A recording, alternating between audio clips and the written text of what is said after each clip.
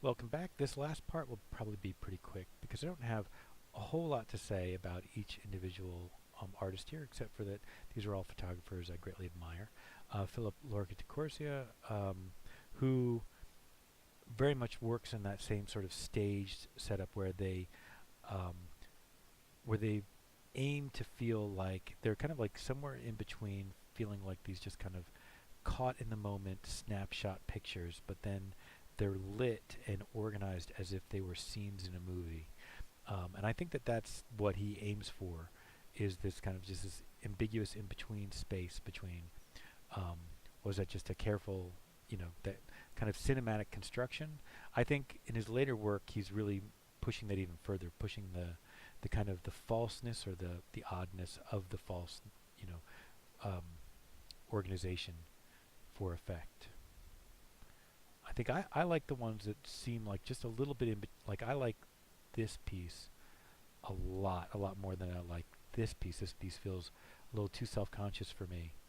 Um, Whereas this one is just this weird. It almost could be a perfect shot that happened at a perfect moment, but it's not. It was completely set up. Rineke Dijkstra is another contemporary photographer I greatly admire. How many times have I said that, right?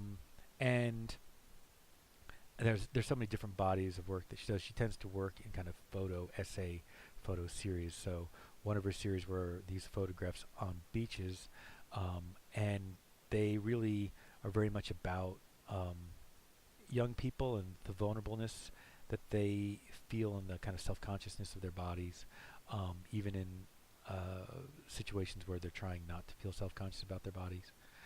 But she also does other types of essays.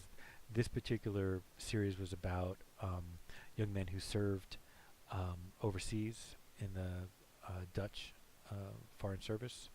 And then she also did a series about uh, toreadors, bullfighters.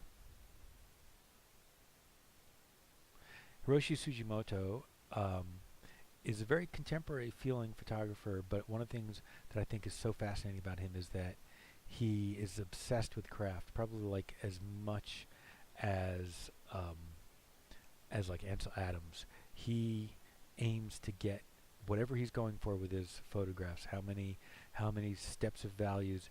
His craft is always impeccable.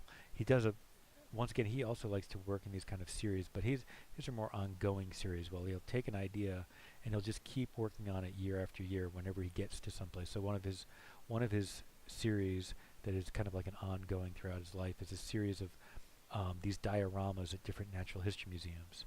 So wherever he goes, any major city, he'll stop by the Natural History Museum and see if he can take photographs and kind of create these scenes where those dioramas become almost like they're really happening.